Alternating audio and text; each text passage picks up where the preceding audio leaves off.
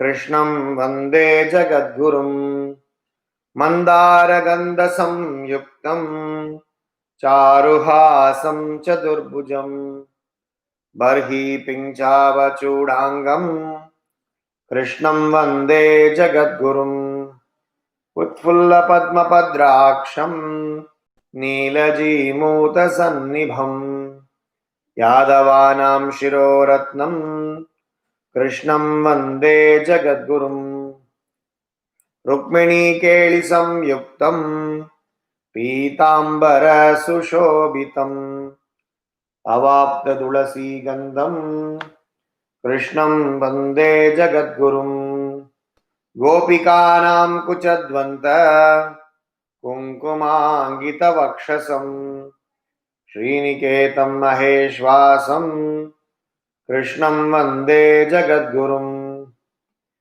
श्रीवत्साङ्गं महोरष्कं वनमाला विराजितं शङ्खचक्रधरं देवं कृष्णं वन्दे जगद्गुरुम् कृष्णाष्टकमिदं पुण्यं प्रातरुत्थाय यः पठेत् कोटिजन्म कृतं पापं स्मरणेन विनश्यति चेतोदर्पणमार्जनं भवमहा दावाग्निर्वापणम्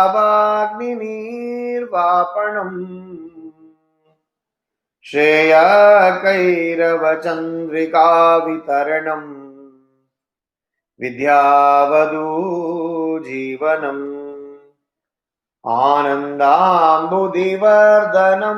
प्रदीपतम् पूर्णामृतास्वादनम्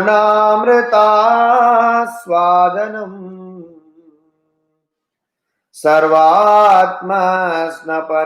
परं विजयते श्रीकृष्ण संकीर्तनम्। ओम नमो भगवते वासुदेवाय। ओम नमो भगवते वासुदेवाय। ओम नमो भगवते वासुदेवाय। नारायणं नमस्कृत्यं नरं चैव नरोत्तमं देवीं सरस्वतीं व्यासं ततो जयमुदीरयेत्। नष्टप्रायेषु अभद्रेषु नित्यं भागवत सेवया भगवती उत्तमश्लोके भक्तिर्भवति नैष्ठिकी।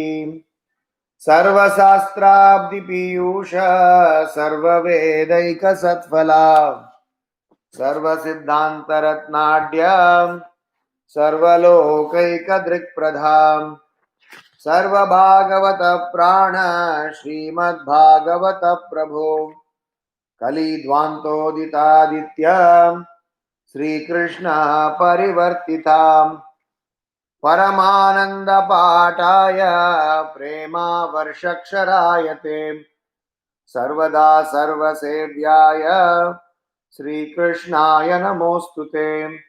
मदेकबन्धो मत्संगी मद्गुरो मन्महादनां मन्निष्ठारकमद्भाग्य मदानन्दा नमोस्तुते। असाधु साधुतादायिन्नतिनीचोचताकरां हानामुञ्चा कदाचिन्मां प्रेम्णा हृत्कण्ठयोस्फुराम्। ॐ अज्ञानतिमिरान्धस्य ज्ञानाञ्जनशलाकयां चक्षुरुन्मिलितं येन तस्मै श्रीगुरवे नमः। नमो विष्णुपादाय कृष्णप्रेष्ठाय भूतले श्रीमते भक्तिवेदान्त स्वामिन् इति नामिने। नमस्ते सरस्वती देवे गौरवाणी प्रचारिणे निर्विशेषा शून्यवादी पाश्चात्या देशतारिणे। जय श्री कृष्णा चैतन्य प्रभु नित्यानंद श्री अद्वैत गदाधर श्रीवासदि गौरभक्तवृंद। हरे Krishna Krishna Krishna Hare Hare, Hare Rama, Rama Rama, Hare Hare. So today we are wrapping up our discussion of the Ishopanishad. So we will discuss mantra 17 as well as mantra 18. And if at all there is some leftover points, we will discuss tomorrow, and also we will do some quick summary and some question answers and some questions. If there are no questions from you, I will have some questions. So we will try to churn tomorrow into the discussions that we did all this 17-18 days. So we are coming to the crux of this whole series. So we will read verse number 17 and shloka, as well as verse number 18 and shloka. Thus ends our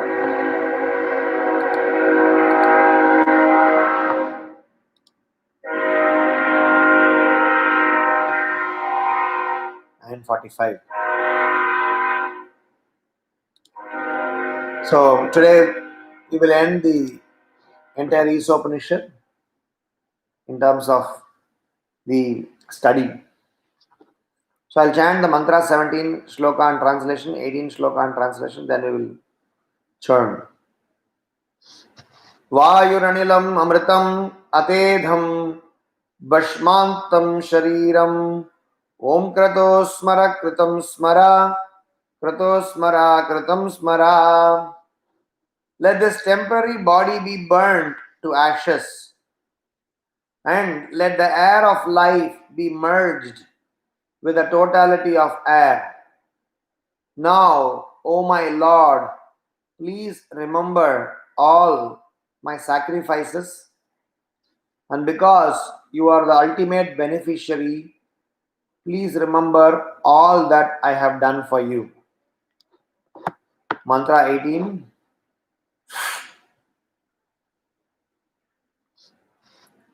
Agnenaya supataraye asman vishwani deva vayunani vidwan yogyasmad juhuranameno bhuyistam te nama uktim vidhema. O my Lord, as powerful as fire, O omnipotent one, now I offer you all obeisances, falling on the ground at your feet. O my Lord, please lead me on the right path to reach you. And since you know all that I have done in the past, please free me from the reactions of my past sins, so that there will be no hindrance to my progress. So, these two verses of Ishopanishad helps us to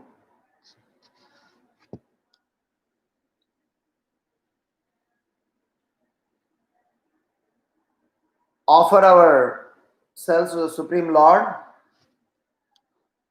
because we have been hearing about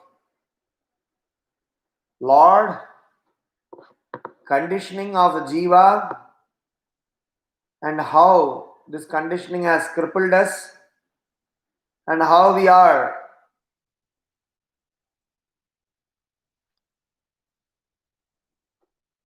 in this material world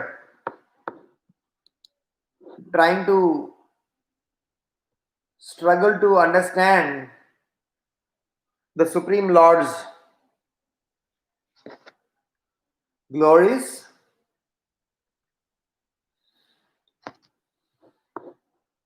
and finally come to an understanding that Krishna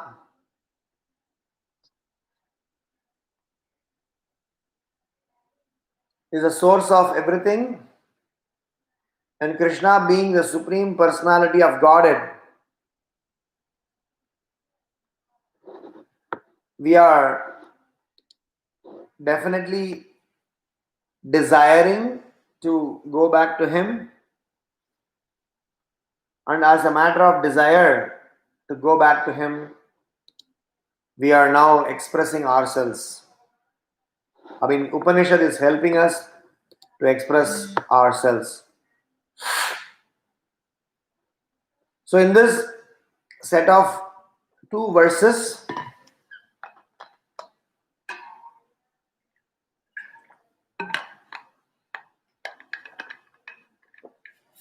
we are learning how we should approach the Lord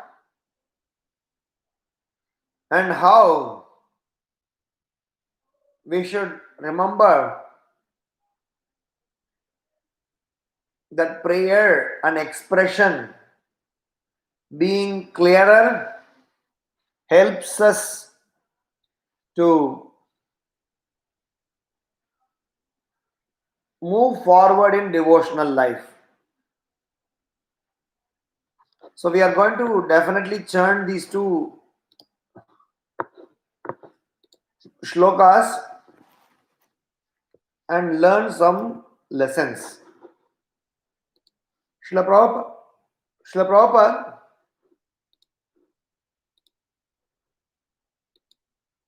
he was always in the sense of urgency, where he wanted us to learn things without delay. So Srila Prabhupada used to always tell that one should practice Krishna consciousness as if his house is in fire. One should practice Krishna consciousness not with the laid back attitude, but with an attitude that one's house is on fire. And when one's house is on fire, we will not look at formalities, we will not look at anything, we will look at directly how can we find some solution. And we will only ask for help. We will only scream. At that time, no barrier comes in our way.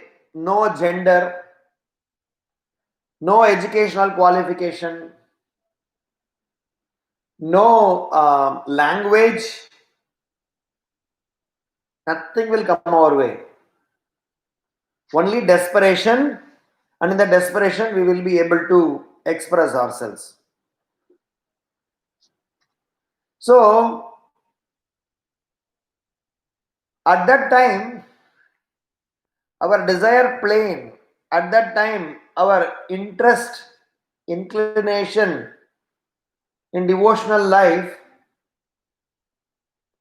is also centered around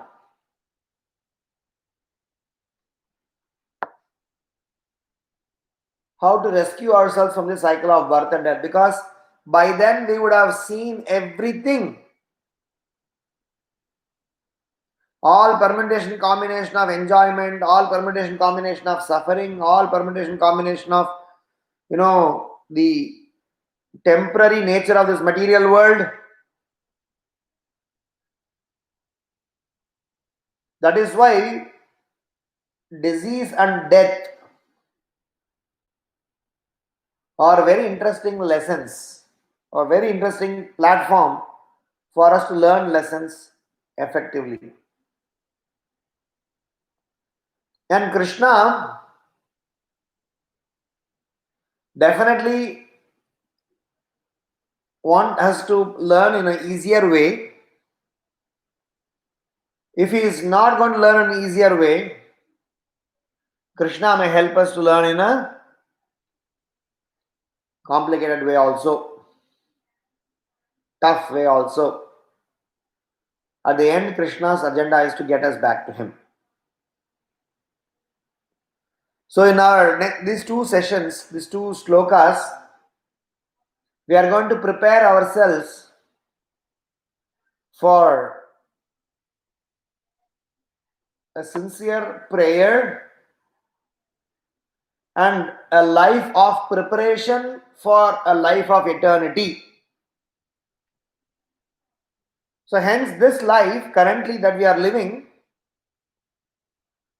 should be the life for us to prepare so that a life of eternity is awarded or is commanded.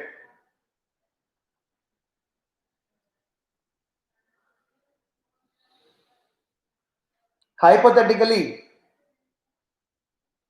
if somebody can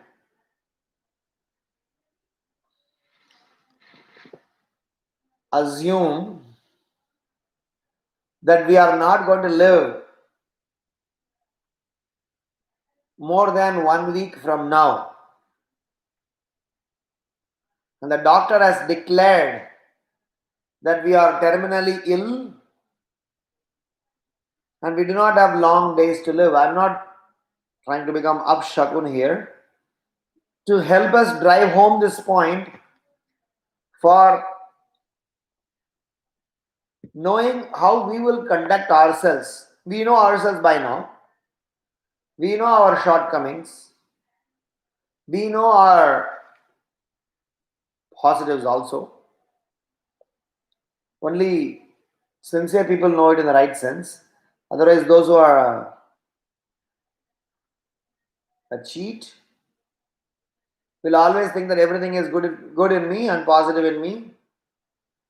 And that way they will not accept that they are doing anything wrong. So,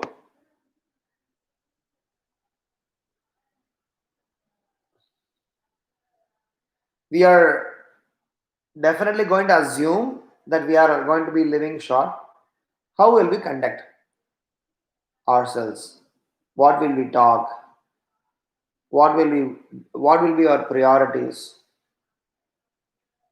As of now, in the current consciousness, 9 out of 10 people will die in the 5th day or 4th day, even though 7 days have been given to us. Out of fear, frustration, and agitation. But intelligent person is the one who will go calm, who will go reflective, who will not miss one single moment to live. He will make sure that every single mistakes are repented, every single award is appreciated, and the remaining whatever hours left, he will focus on internalizing. So this shloka number 17 as well as 18 instructs us what are the duties of the person at the time of death, or how a person should conduct himself when he happens to quit his body, or if he has to quit his body. A person who need to quit his body, there are lot of things that are unnecessary that he should be ready to give up.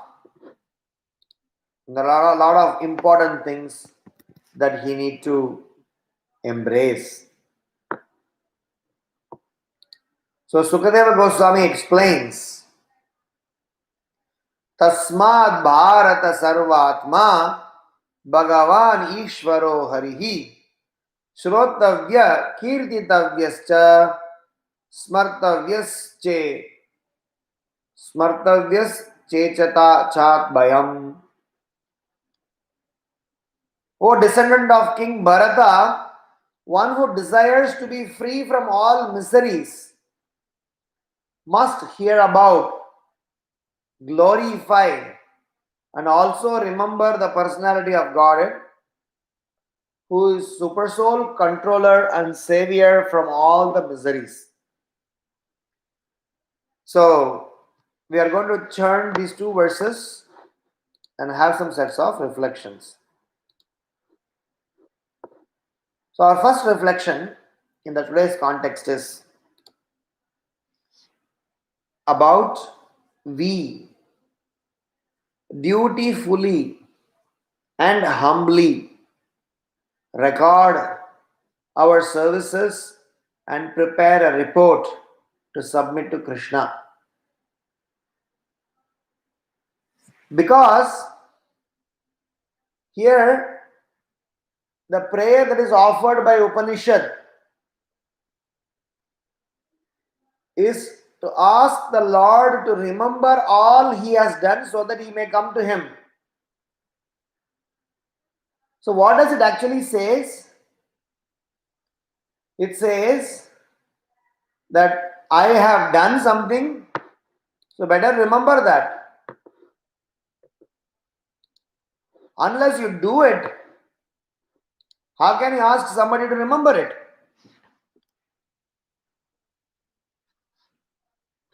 So this sound like the prayer is coming out of some sort of pride or an ego or some sort of showing off. There is something called as true ego. There is something called as false ego. True ego is to claim ourselves to be called as servant of the servant of the servant. In fact, that is our identity. Expressing our identity as servant of the servant is a real ego to possess. That is why Srila Prabhupada explains, when we go to the spiritual world, we will have transcendental mind, we will have transcendental intelligence, and we will also have transcendental ego. So in our first reflection, we need to remember that we have to definitely be clearer of what we are doing is correct. This is not to go and tell others. This is not to go and show off yourself to your near and dear ones. This is purely from the perspective to go and give a report to Krishna. If Krishna is going to have you stand in front of him and have an eye-to-eye contact, what are we going to say? Are we going to say, Krishna, I didn't do anything? Or are we going to say, Krishna, I did these things and these are all things that I have not done, so I need more time. So Krishna does not want our false humility. And Krishna also wants us to remember that all that we have done. So that is a prayer that is being recommended over here. So our first reflection is that Srila Prabhupada mentions in the purport, paragraph number 6 of the mantra 17. Srila Prabhupada says these are all the prayers a person does at the time of death. In fact, A devotee would like to remember the services and the learnings so that he is not carried away by so-called materialistic things. Otherwise, even at the last moment of the death also, we will be thinking about sense pleasure and your material acquisitions. Unlike human beings, unlike animals, human beings have got the privilege to control what they want to think, how they want to think, how they need to regularize things. So, my first reflection hence is that we all will do a record and report to Krishna and our spiritual master of the services that we have done. And we can definitely offer such a prayer and redeem so that we can make progress to go to Krishna. By having false humility and staying here is not good in comparison to being really humble and have a true ego to claim how you were a good devotee and give a report to Krishna saying that I did this. Please include me in your plan. Without qualification, asking the Lord to include in the plan is little too much. Why should the Lord consider us in his plan?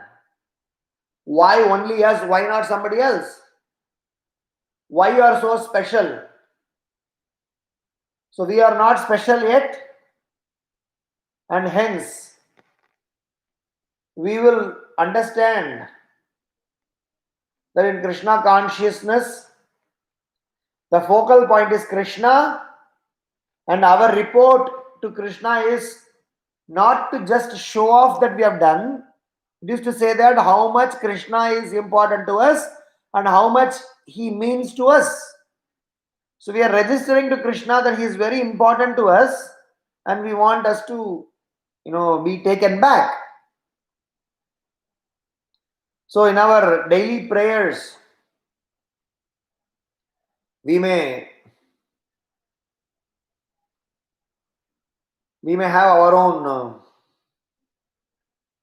requests, but one request definitely we can do is what we just discussed in terms of we giving a report of the service that we did.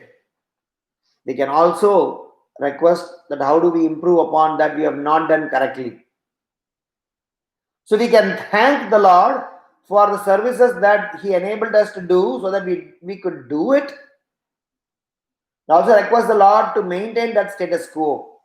The first reflection. The second reflection is Prabhupada explains in the purport how a devotee, because Krishna is asking Arjuna a question, by doing all these different sets of things, by doing all these activities, what if one is not able to achieve perfection? What will happen to him? So Krishna is saying, Api chetu duracharo bhajate mam ananyabhak sadureva samantavya samyak vyavasito hisa. Even if one commits the most abominable action, if he is engaged in devotional service, he is to be considered saintly because he is properly situated in his determination. So the message here is that the second reflection is that Krishna gives an assurance to those devotees where all that you have done will be remembered and you will be rewarded. At the same time, you should not take things for granted. So we should do them dutifully. Krishna says both the things. He says in 9.34 Bhagavad Gita,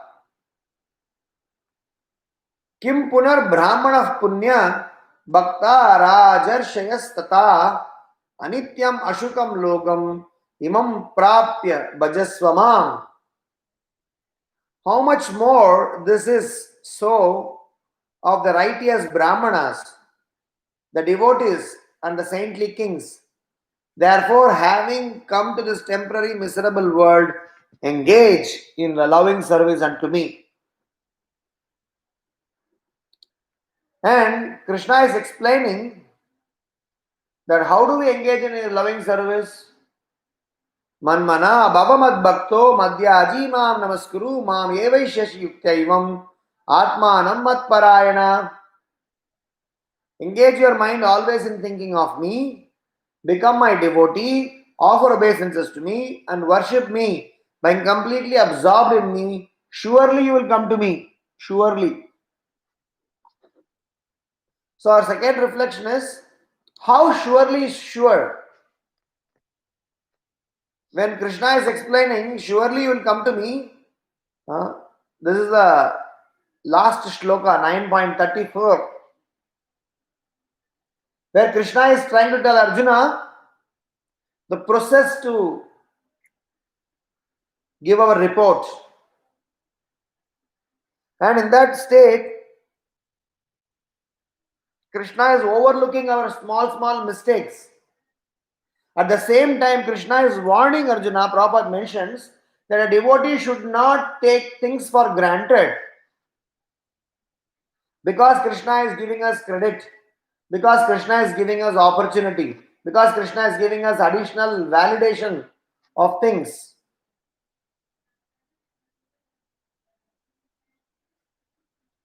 So in our journey to Krishna consciousness, the second thing that we have to have a hope is these all verses.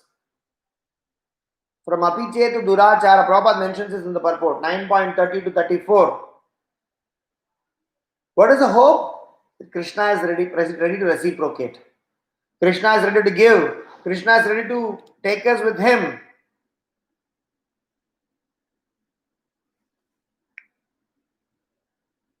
Ramanujacharya mentions in his commentary.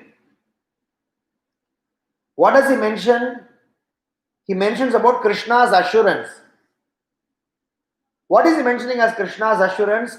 If somebody has performed a devotional service and able to give a dutiful report that he has done something useful for Krishna by being in the parampara,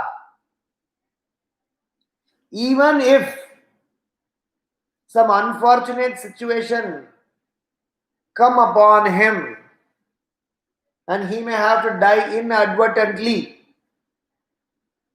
and he may not be able to remember the Supreme Lord at the time of death, to such a devotee, Krishna remembers him when he is dying. So it is a privilege that one behaves in such a manner that Krishna remembers that person. So our second reflection is, either way, we have an assurance. So let us try to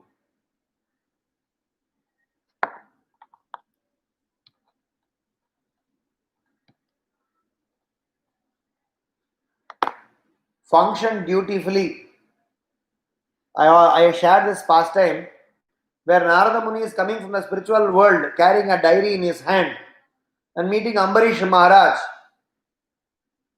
And he told, Ambarish, this book has got all the names of people who are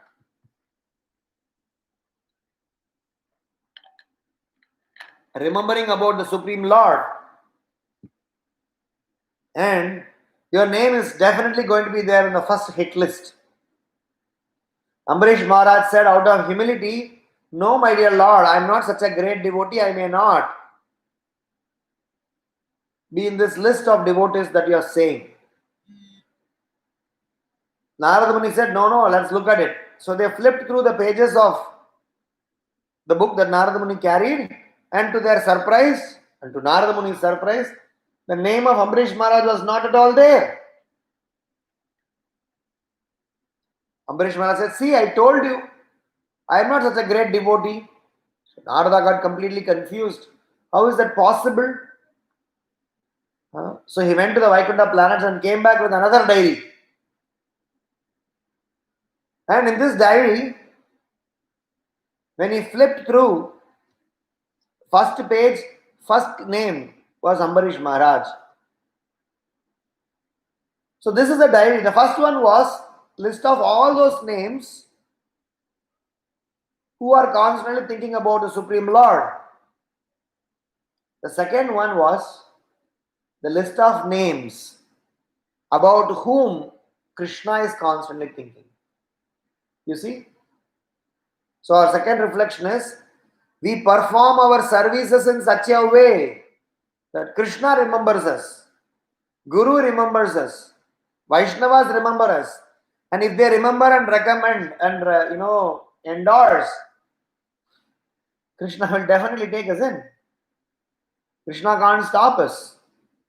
If we come up with a tappa that I am follower of Bhakti Siddhanta Saraswati Thakur, Bhakti Vedanta Swami Srila Prabhupada, if Krishna gives an assurance, if Bhakti Vedanta Swami Prabhupada is your spiritual master, you are following Brahma Madhva Gaudiya Sampradaya, you have taken initiation, you have taken shelter of a spiritual master, then Krishna gives, Radharani gives right royal access to the spiritual abode. Because she is the queen, she has the key. So our second reflection is that it is not only just that we give a report to Krishna of all that we have done in a humble manner, and also it is important that we know that Krishna will help us to remember him at the time of his death. If we, by any unfortunate situation, not able to remember Krishna at the time of death, then Krishna will remember us. And this can give us lots and lots and lots of hope. That is why we say the Lord and his devotees' relationships are very, very deep and very intricate, very subtle. Third aspect, the third reflection. It is important that in this prayer we realize that we need to go past the Brahma Jyoti or the spiritual spark, and that is why very clearly says, please alleviate, I am not settling in for anything sub, I'm interested in getting to the best. One person, he happened to desire to serve the best person or the superlative person, one who has all the authorities. He didn't want to work with anybody and everybody. So he thought the king is a real guy if I work under king, because he is the ultimate authority. So he went and offered his obeisances to the king and said, my dear king, will you please accept me as your servant? The king said, okay. But then in due course of time, he saw the king going to Brahmana's house, his advisor's house, and offer obeisances and serve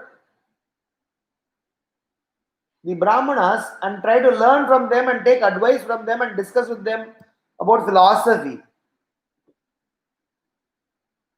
So he asked, but king, I thought you are the supreme authority. Why do you need to bow down to that Brahmana? He said, no, I am an authority, but my authority is based on the direction given by those Brahmanas. So hence, I take my decisions based on their advice. Then says, then king, please excuse me, I would like to serve the Brahmanas, not you. So he said, okay, all right. So he went to the Brahmana. Brahmana, my dear Brahmana, I would like to serve you. Brahmana said, all right. So while he was serving every day, morning, afternoon, and evening, the Brahmana used to do a worship to some photograph or some picture or some person. Shri Guru Charana Padma Kevala Bhakati Sadma. She asked Brahmana, my dear sir, I thought you are the authority because the king is surrendering unto you. So I would like to understand whom are you worshipping then, which means he will be superior to you. So the Brahmana said, oh yeah, he is my Guru Maharaj. He is my spiritual master. He has only enabled, empowered, imparted the knowledge. And whatever little I possess belongs to him. Under his direction, I function. So this guy said that, no, then very nice. I would like to serve him. Can I go and serve him? So that person said, okay, fine, you can go and try. So he went to the spiritual master and said, my dear sir, I would like to serve under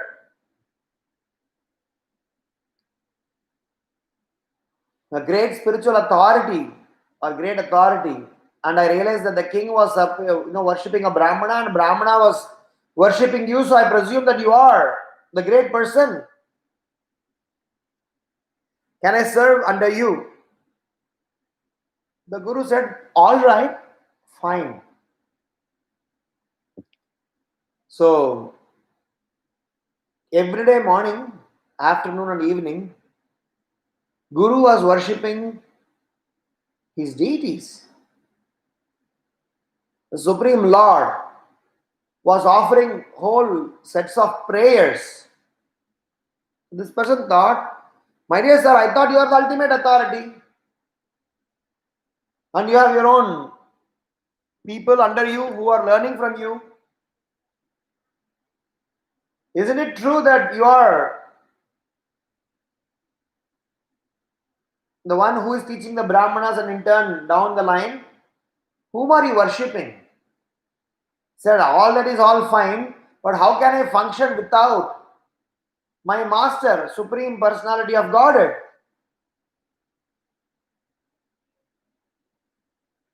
And I am his servant. So,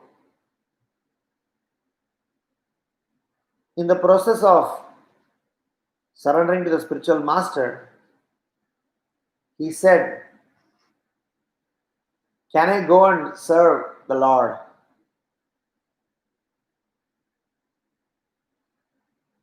And in turn, he understood the Lord is also serving his dear devotees. When he went and saw the Lord's Leela, when he read about the Lord's Leela, what is the Lord is doing? The Lord is serving his devotees. The Lord is serving Pandavas. The Lord is serving all his dearest devotees in the best possible way. He is driving chariot. He is holding on to the shoes. He is becoming a gatekeeper.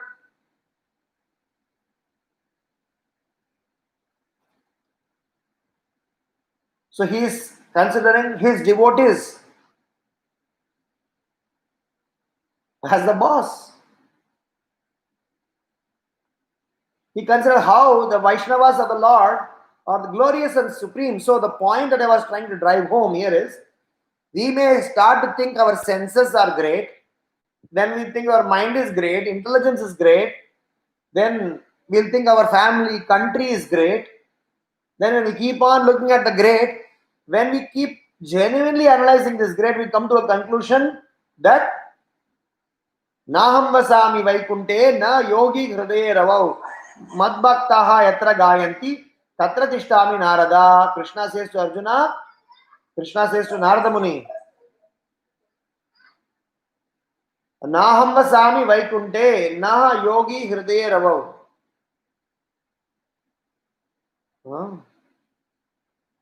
I am not in the Vaikuntha planets accessible to you. Na yogi hridaye ravau. I am not in yogi's heart always. Mat bhaktaha yatra gayanti tatra tishtami Narada.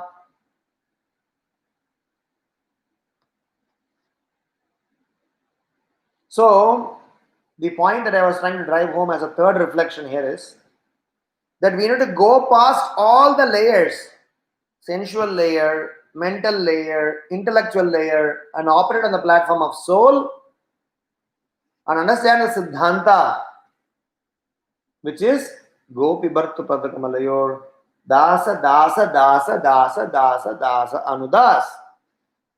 And that way our effulgence on Brahma Jyoti is eliminated, our intellectual understanding is eliminated, our Panditya is eliminated, our position, name, fame, adoration is eliminated, our being claiming ourselves as a devotee is eliminated. What is left over?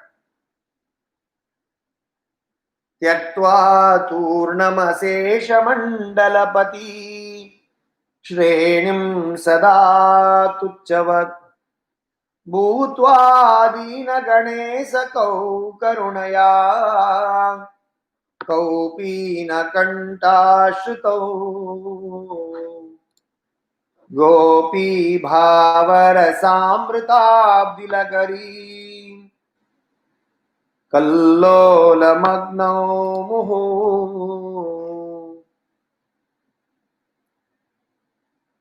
वंदे रूप सनातनो रघुयुगौ श्रीजीव गोपालकौ.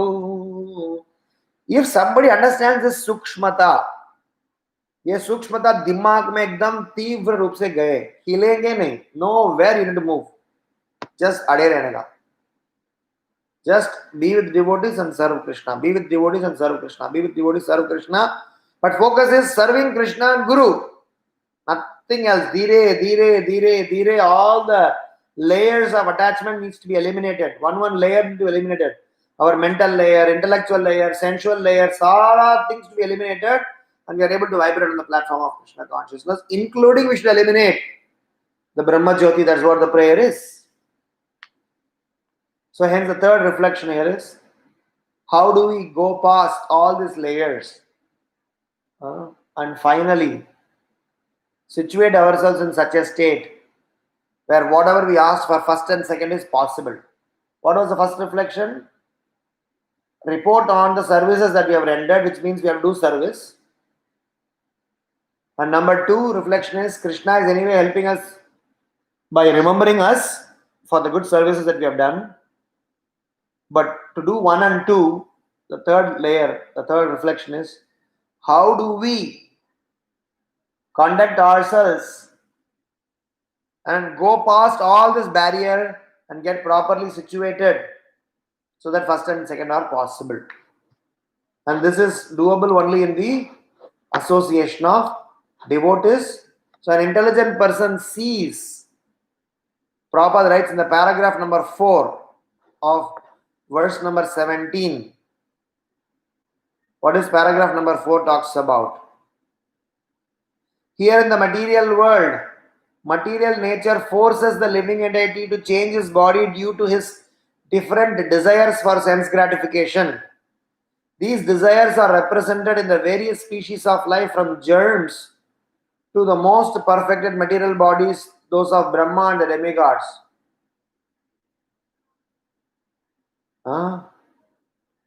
Abrahmastamba paryantam sarvam mayamayam jagat satyam satyam punah satyam hare namaiva kevalam. Brahmastamba paryantam, from Brahma to the lowest of the insect, Sarvam Maya Mayam Jagat. Everything else is temporary. What is permanent? Satyam Satyam Punah Satyam. Hare Namaiva Kevalam. So that's why Prabhupada writes here, hence the most perfect man surrenders unto the Lord after many, many lifetimes of culturing knowledge. Abrahma Bhuvana Loka Punaravartino Arjuna Mam Upetyat Kaunteya Punarjanmana Vidyate Bahunam Janmanam Ante Jnanavan Mam Prapadyate Vasudeva Sarvamiti Sa Mahatma Sudurlabha. Both these verses, Abrahma Bhuvana Loka Punaravartina Arjuna. From Brahma Loka to Patala Loka, wherever you go, you may have to come back. Mama Upetyati Kaunteya Punarjanma Na Vidyate. But who will come to me? When they will come to me? Bahunam Janmanam Ante Jnanavan Mam Prapadyate. After many, many births, he who is actually in knowledge surrenders unto me. Knowing me to the cause of all causes and all that is, such a great soul is very rare. And when you get such a great soul in your life, should we not latch on to him? Should we not take advantage of his association in our personal lives? We should. Hence, our third reflection is about how we conduct ourselves to move forward in life. So, moving on further, Srila Prabhupada explains in the last paragraph of this verse number 17. He says, unless one is accustomed to devotional service, what will he remember at the time of death?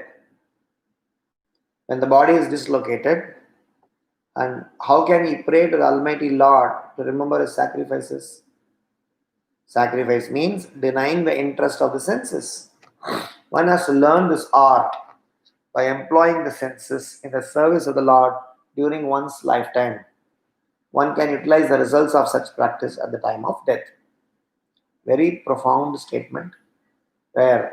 So just before this statement, Prabhupada is mentioning the previous paragraph, one should therefore not indulge in hearing and speaking of the rubbish activities of worldly politicians and so-called big men in society, but should mold his life in such a way that he can engage in godly activities without wasting a second. So hence our fourth reflection is what Srila Prabhupada is writing over here. How are we going to accustom our life into devotional practices? Raja Kulasekara is explaining this in his Mukunda Mala Stotra. Shri Vallabhedi Varadeti Taya Pareti Bhakta Priyeti Bhavaluntanako Viteti Nateti Nagasayaneti Jagannivaseti Aradinam Pratidinam Kuruma Mukunda. Pratidinam. Please allow me an opportunity to glorify your name, my dear Lord. And hence the fourth reflection is that for us to reach this all points, number one, number two, number three, we need to learn to do something called as activities for every day. Pratidinam, from now. And elsewhere in the same Mukunda Mala Stotra, Kulasekara is saying, the reason I'm asking you to help me on this is, now my intelligence is okay, my health is okay, my surroundings are okay, my arrangements are okay. Should I not capitalize on this now? Because I do not know what may happen to me when things are going to go astray. There is a nice alvar This Alvar is singing a beautiful song. It's a song in Tamil, but this Alvar is singing this song, is explaining that how at the time of death, துப்புடையாரை அடைவதெல்லாம் சோர்விடத்து துணையாவர் என்றே ஒப்பிலேனாகின் முனையடைந்தேன் யானைக்கு நீ அருள் செய்தமையால் எய்ப்பு என்னை வந்து நலியும் போது அங்கு ஏதும் நான் உன்னை நினைக்க மாட்டேன் அப்போதைக்கு போதே சொல்லி வைத்தேன் அரங்கத்தரவணே पள்ளியானே அப்போதைக்கு இப்போதே சொல்லி வைத்தேன் उस वक्त मुझे याद रहेगा नहीं रहेगा मालूम नहीं है எய்ப்பு என்னை வந்து நலியும் போது when I am going to be suffering with my diseases, when my voice is going to get choked up, when my eyes are going to be blackened, when my senses are going to be numb, when my intelligence is going to be defunctioning, at that time will I remember your name, my dear Lord? I do not know.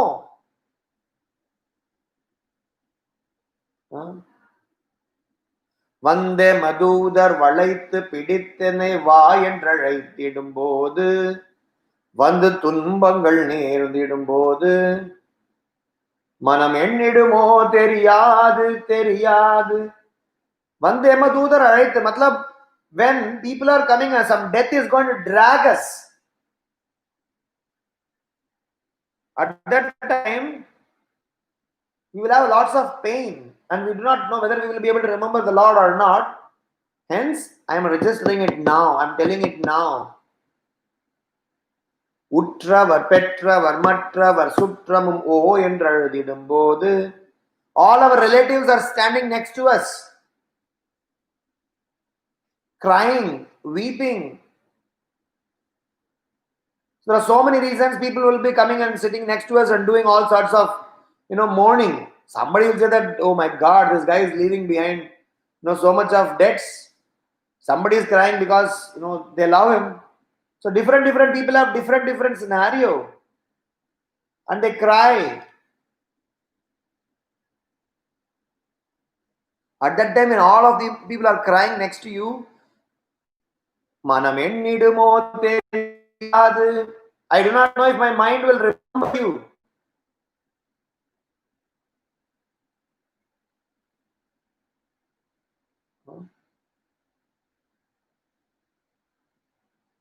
So the whole message here is, the fourth reflection is, Aradhanam pratidinam kuruma mukunda. We need to learn to show some sort of consistency in our devotional practices from now onwards.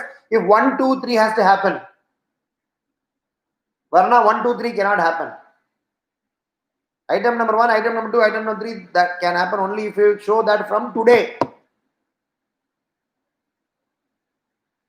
And that is why we have mentioned about something called as consistency.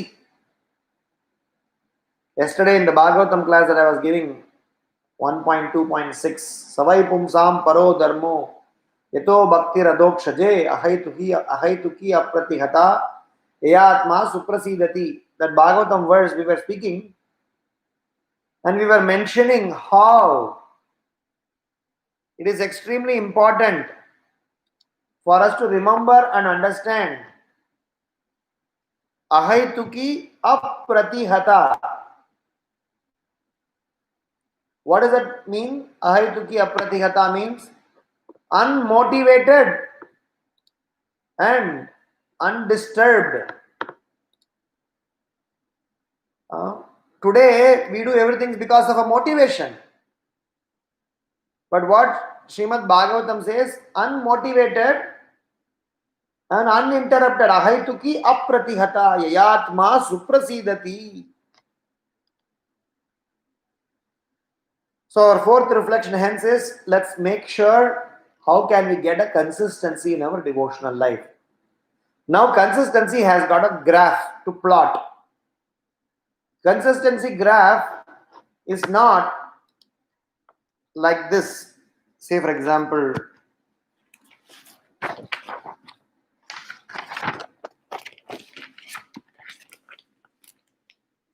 Look at the screen. Consistency graph is not like this. This is straight line. Consistency graph is like this, where it's growing as well as consistent. This is not called consistent. This is called what?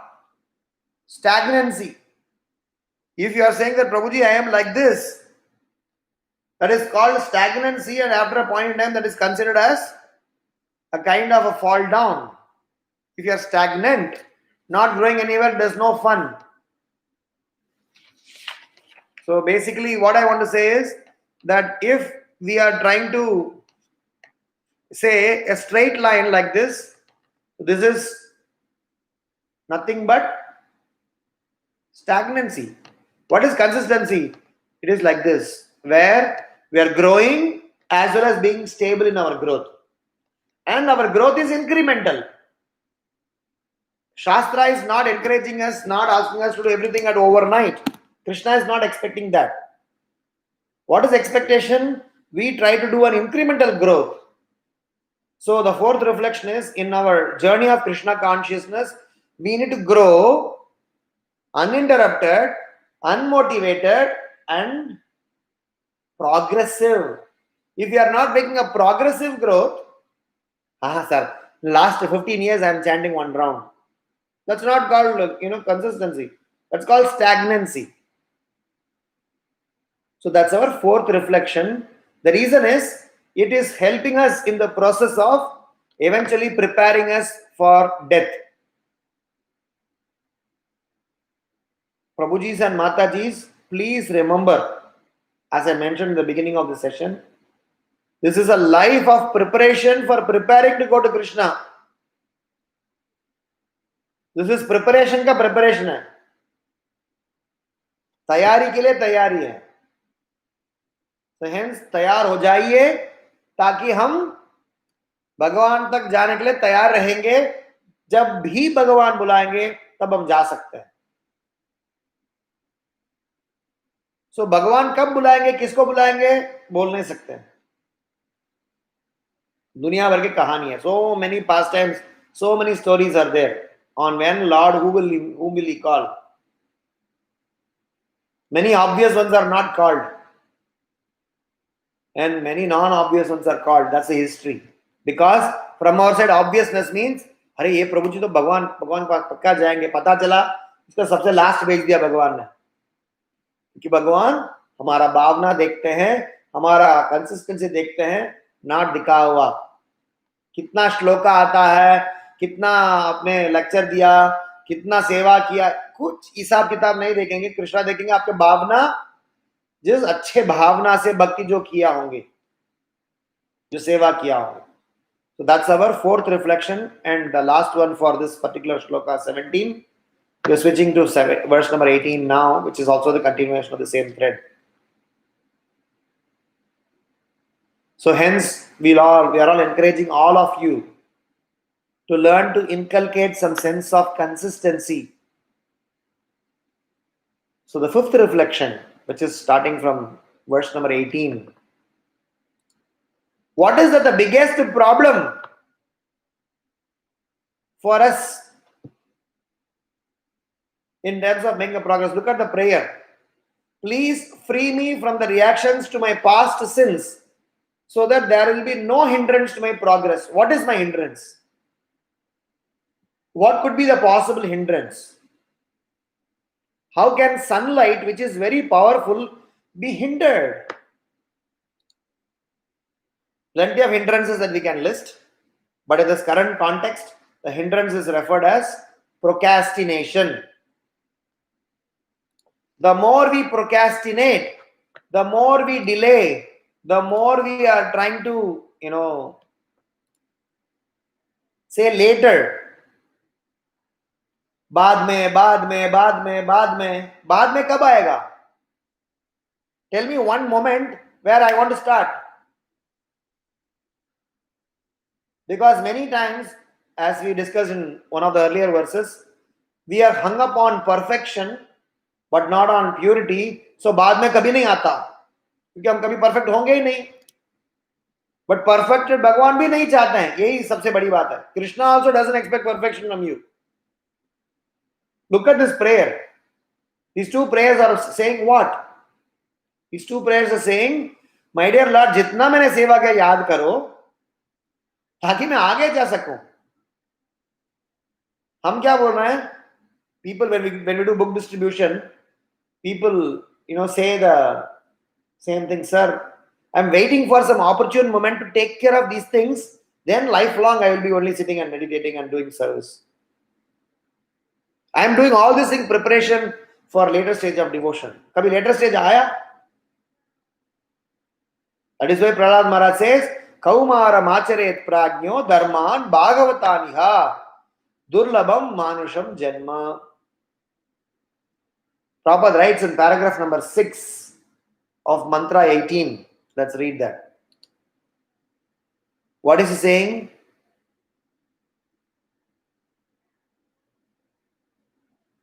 He is saying, to error is human. The devotees prays to the Lord to rectify him from within his heart, because to err is human. A conditioned soul is very often apt to commit mistakes, and the only remedial measure to take against such unintentional sins is to give oneself up to the lotus feet of the Lord, so that he may guide one to avoid such pitfalls. The Lord takes charge of fully surrendered souls. Thus all problems are solved simply by surrendering oneself unto the Lord and acting in terms of his directions. Such directions are given to the sincere devotees in two ways. One is by the way of saints, scriptures, and spiritual master. Another is by the way of the Lord himself, who resides within the heart of everyone. Thus a devotee, fully enlightened with the Vedic knowledge, is protected in all respects. Look at that, what Prabhupada is profoundly said. So, the whole point is, we have to stop procrastinating. Procrastination, we will never get qualified. Tell me one time where you think I'm now qualified to give Bhagavatam class. Probably I will never get qualified, but I'm still giving Bhagavatam class, hoping that this service will help me to become a devotee one step forward. So the message here is that procrastination is something that we need to avoid. And how do we avoid procrastination? Srila Prabhupada explains in this purport. How do we avoid hindrance? How do we get right direction? If you have attended our series on glories of Srimad Bhagavatam, there are 5 verses we asked you all to remember. Srimad Bhagavatam 1.1.17 through 20. That's what Srila Prabhupada refers here. That what will help us to get the direction so that we are not procrastinating, so that we are not making mistakes, so that we are not committing any error. Srinvatam swakata Krishna punya shravana kirtana hridayantasto hyabhadrani vidunotim suhrit satam. He says, how Srinvatam swakata Krishna punya shravana kirtana. If somebody hears punya shravana kirtana, then all the unwanted things in the heart are completely get purified.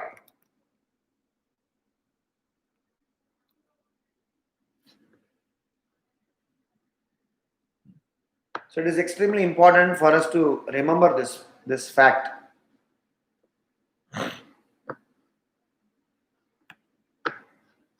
So in the verse number 18, Srila Prabhupada, 1.2.17, not 1.1.17, 1.2.17 to 20th.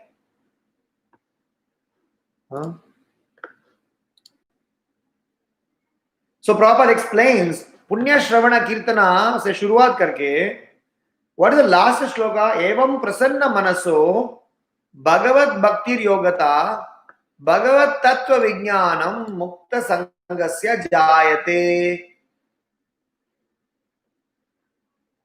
And Vidyute Vijaya Grantis Siddhyante sarva samsayaha. So that is a 20th verse. Vidyute vidya granthis. Or maybe that's 19th.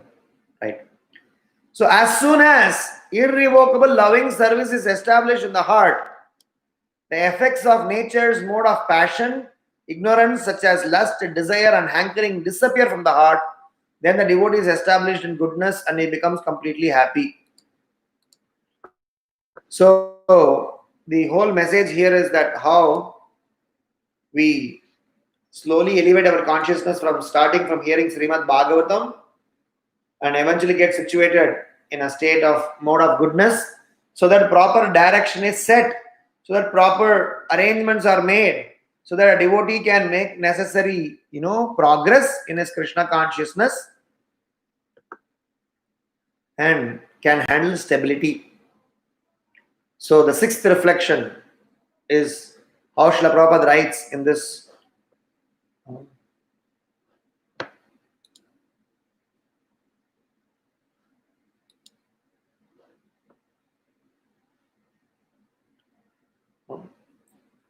so 1.2.17 through 20th.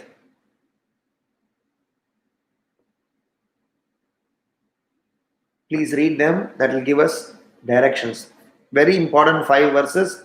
We should remember, which will exactly tell you the sequence of things that happens to us. Verse number 20 is Evam Prasanna Manaso. Verse number 19 is Tata Rajas Tamo Bhava. Probably Vidyude Vidya Granthis is verse number 18, if I'm right. So the intent here is that somehow or other we need to get ourselves into this groove so that Srimad Bhagavatam becomes our life. Madeka Bandho, Matsangim, Madguru, Manmahadana, Mannishtaraka Madbhagya, Madananda Namostute. So it is our good fortune, it is our privilege, it is our need that somehow or other we try to position ourselves, we try to move forward in Krishna consciousness through the direction of Srimad Bhagavatam. So this is our sixth reflection.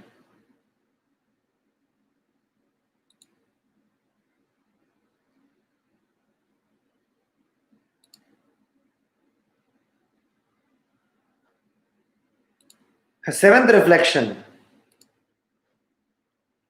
in terms of this particular shloka of verse number 18 is that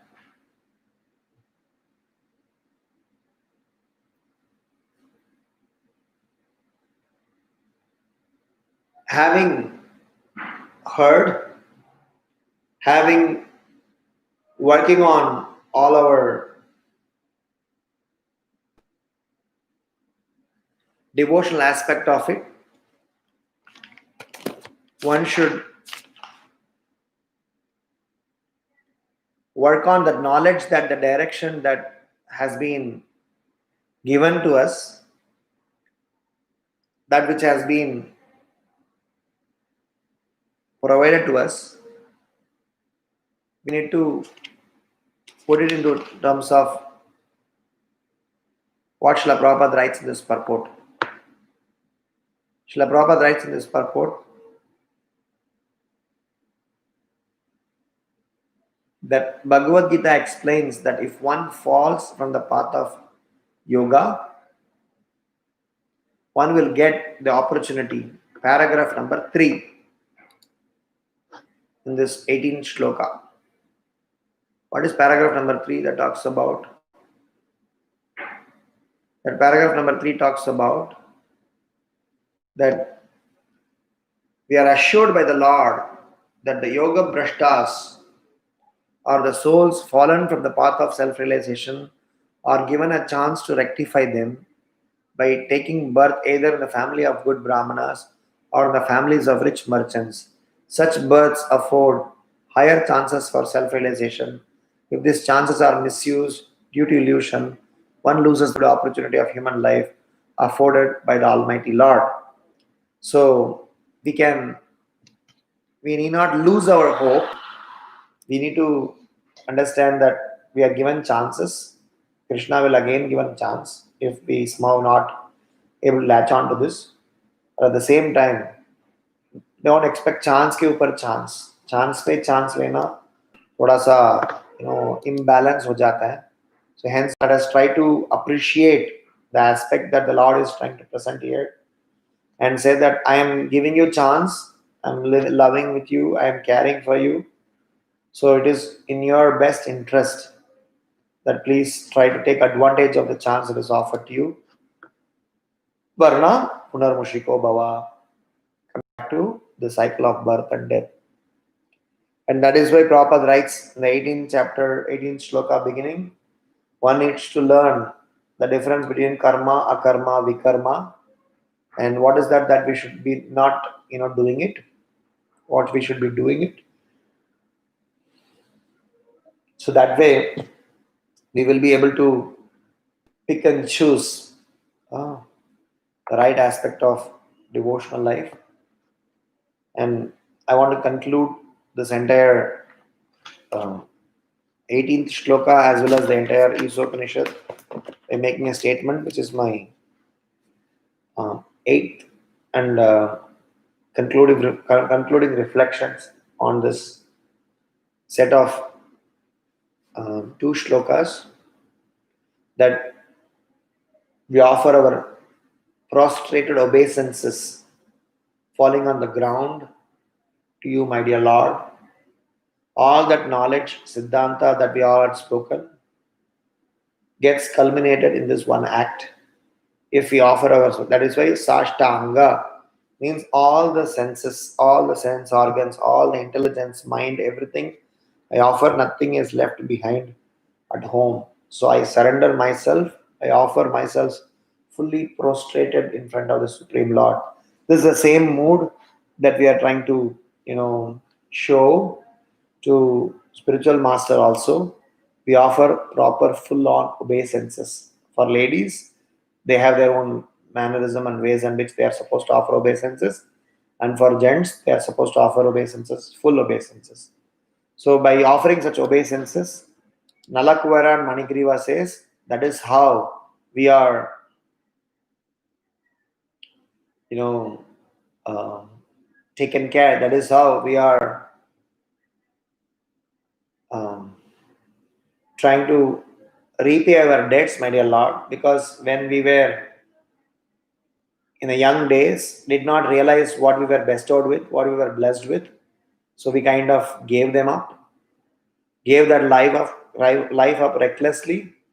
Now that you have rescued us from this long-standing entanglement, we offer our obeisances. So obeisances, offering obeisances to the Lord, and in a prayerful mood with offering such list of prayers that we just a list of points that we had just discussed, remembering them, we all should ultimately offer ourselves completely to the lotus feet of the Lord, both physically in terms of an activity of offering obeisances, and also by consciously that I am dependent on the Lord and I will be giving myself to the Lord. So the Lord, I am yours, I am yours, I am yours. That's my eighth reflection, and that's the prayer that it is all concluding.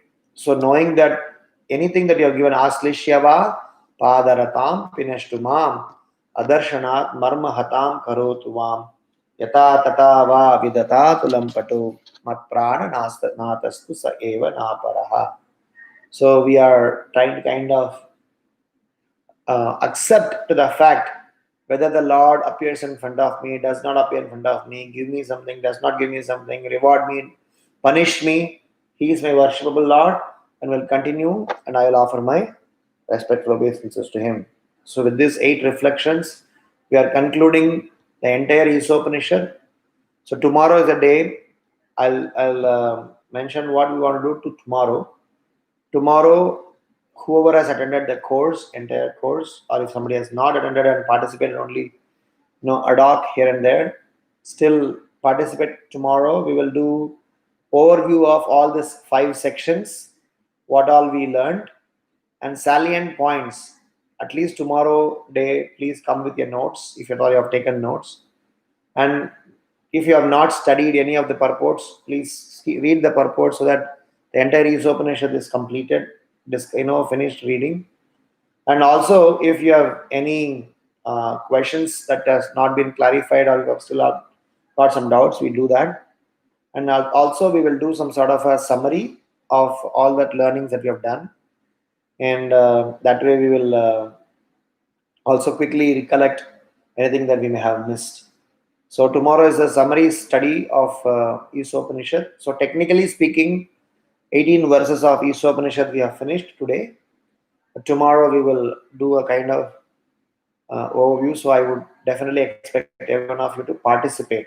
So make your notes, make your points, whatever you want to share, whatever reflections you may have, whatever you may have studied and kind of came up to you. So we will be happy to hear from you.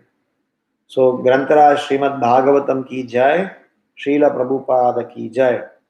So if there are any questions or comments, we can take that up now. For those of you who are attending Hindi session as well as English session, please limit your discussions tomorrow, exclusive only to Ishopanishad discussion. We are going to have an Ishta Goshti on 17th. So on that day we will elaborately discuss about the overall reflections and learning. Tomorrow's discussion is limited to Ishopanishad, questions related to Ishopanishad mantras, and the learnings and reflections that we had shared. So I just want to remember. Any questions for today? So we have 2 questions from our Srikesh Prabhu. What is the point of born in rich merchants? How does it help the cause? So, very good question. Krishna explains, if you can read Bhagavad Gita 6.41, where he says that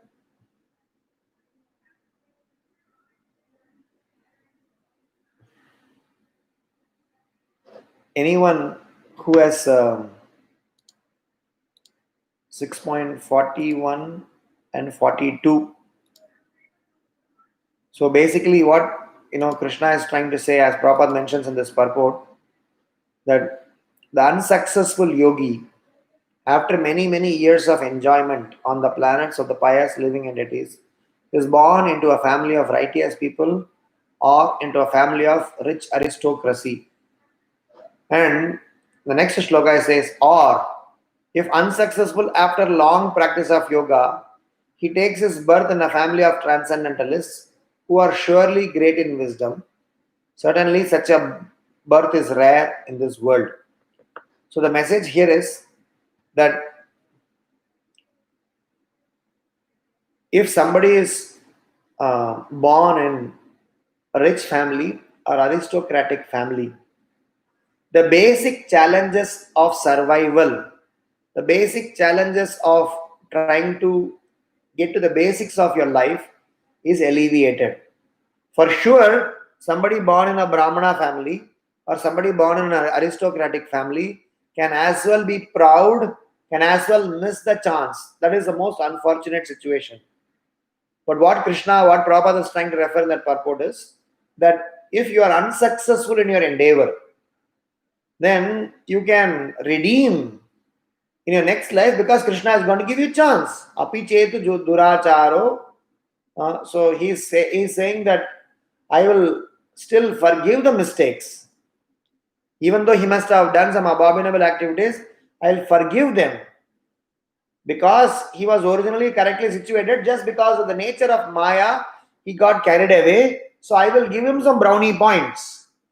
Provided the opportunity that I'm going to give him again to redeem himself, he should redeem it correctly. So why you are not worshipping Krishna? Oh, I'm busy earning money. Oh, I'm busy learning shlokas. I'm busy learning the shastras because these are all my not natural inclination. I'm forcing myself to learn. Krishna is saying, "Chalo, मैं आपको ब्राह्मण के घर में पैदाश देता हूँ." So from birth, You will have a privilege to learn things in a much easier, natural manner. I'm getting you birth in a rich family, so you do not have struggle for your existence. Your basic things in place, good place to stay, food to eat, respectful life. So dedicate your time more and more for Krishna consciousness, like how Alfred Ford, Srila Prabhupada said that you are being blessed with being such an aristocratic family. So now you should utilize the wealth that the Lord has provided in the Lord's service. Not just that you are trying to show this off and lead a life of sense gratification. So intent is when somebody is financially stable, intellectually stable, they can have a better arrangement to practice, provided they take advantage of them. Of course, in another context, these two are also considered as hindrances. So it is only to understand a perspective. The intent what Krishna is saying, if for some reason you miss this chance, I'm giving you a chance. So chances are available, not that we are ruthlessly whipped on our back by the Supreme Lord. So that gives us some hope. That gives us some opportunity for us to redeem what we would have lost. Making sense? Are there any questions or comments? Anything else apart from whatever has been clarified? So we can discuss. Otherwise, we can end the session. Hare Krishna, Prabhuji. Hare Krishna, yes. The day before yesterday, you said that Krishna only magnifies the good things. He sees good things within us and he magnifies that things. So that means we are knowing Krishna Tattvata. So I am not able to understand it. See, it is like this. Krishna, to understand Krishna tattvataha, janma karma chame divyam yevam yoveti tattvataha, tyaktva deham punarjanma naiti mameti, so Arjuna. So we were discussing in that context. What does knowing Krishna means? What does knowing Krishna in truth? That Krishna's activities, janma, karma, Krishna's birth, Krishna's activities. So if somebody can understand them in the right context, if somebody can understand them as per Acharya's explanation, not as per our own mental speculation. As I mentioned in one of the earlier classes, you think of something beyond what you could assimilate and do a mental speculation, that is evil effects of Kali. Because Kali Purusha will make you think something which is sensual, mental. Only Shastras and Acharyas will make us think in the right direction. Why are we always insisting on learning from the Parampara? Because then our target, our goal, our direction, our attitude while walking in the direction, they are all refined. Because our target may be correct, but our direction may not be correct. We may do a long route. That's not what is expected out of us. And even if you are walking in the right route, right direction, for the right destination, but with the wrong attitude, then also there is a problem. You have right route, right direction, right destination, but walking alone, that is also a problem, because there may be some dangerous things in the way. So you have to walk along with people. So the whole process of Krishna consciousness, no tattvataha, means not just scratching the surface, but getting into the details. And that way Krishna consciousness will become much more meaningful. Maybe if I did not understand your questions correctly, you can repeat your question. If I have understood and answered you, so just let me know. Am I making sense here? Prabhuji, what I understood is we cannot see the good only good in others and magnify it as a human being. But Krishna can do that because he is Lord. So I'm not getting what you are saying now. So maybe can you repeat your questions again? Yes, Prabhuji. You said Krishna sees only good things in us and magnifies it. And that means we know Krishna Tattvata. So I'm not able to. Okay, so the whole point is, now I understood your question. Maybe previously I didn't understand your question. I understand the point here is, that agenda of Krishna is not to punish us. Agenda of Krishna is to somehow or other get us back. Krishna is like our father and mother who wants to get their lost child. So knowing Krishna in the real sense means, because many times people blame the Lord. देखो मेरी life में दुर्घटना आ गए हैं, भगवान ने इस तरह से क्यों किया, मेरे लाइफ में तकलीफ आ गए हैं, भगवान ने इस तरह से क्यों बिठाया, इस घर में क्यों शादी करवाई, इस फैमिली में क्यों पैदाइश हुई. So many such questions that we may have, and we may just start to think that because of our current situation is because of the Supreme Lord, पर उन्होंने ये तकलीफ में डाले हैं. तो मैं ये बोलना चाह रहा था कि दो चीजें हैं. एक चीज है कि कृष्णा हमारा गलती भूल जाते हैं, हमारा अच्छापन को बढ़ा देते हैं. He gives credit to all our good things and keep ignoring and keep giving us chances. And second thing is, Krishna is doing this because Krishna loves us. If you know them, then we will also know to love Krishna back. So loving Krishna needs some metal, some reasoning. Why do we have to love Krishna? Because Krishna is loving us. How he is loving us? He is ignoring, kind of not taking too much matlab on our mistakes and giving us chance again and again. So that way we will be able to relate with Krishna more than question Krishna during challenges. Am I making sense here? Yes, sir. Okay. Any other questions or comments?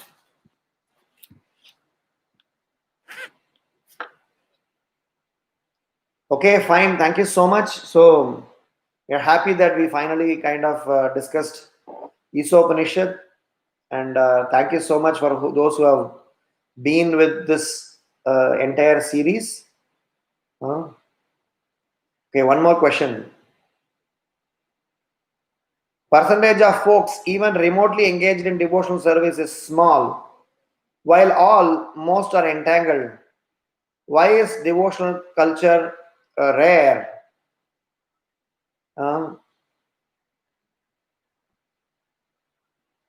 Because Krishna is very particular. There are two things he says. Why devotional culture is very rare?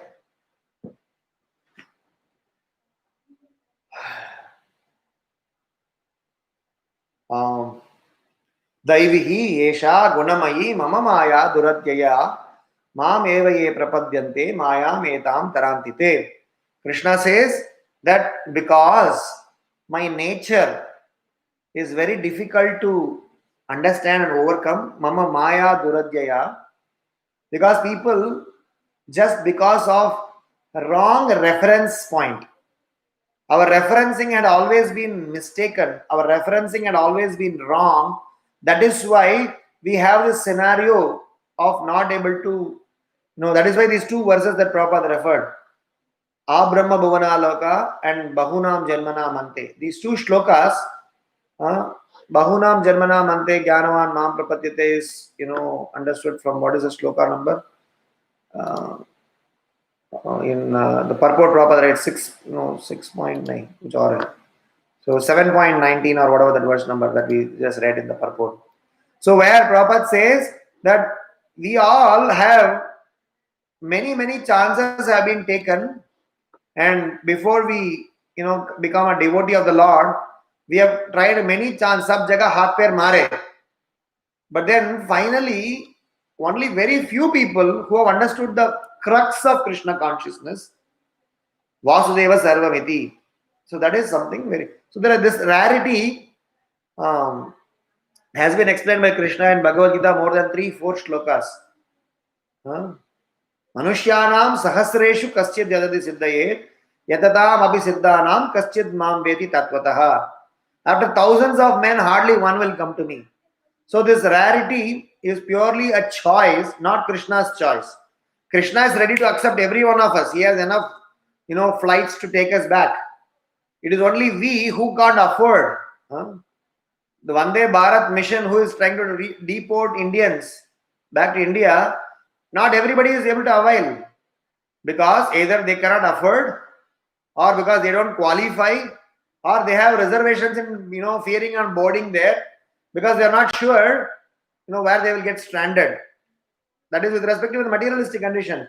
But when Krishna is calling, we cannot apply the same principle, because Krishna is saying, please surrender unto me. I will take responsibility. I will take full charge of you.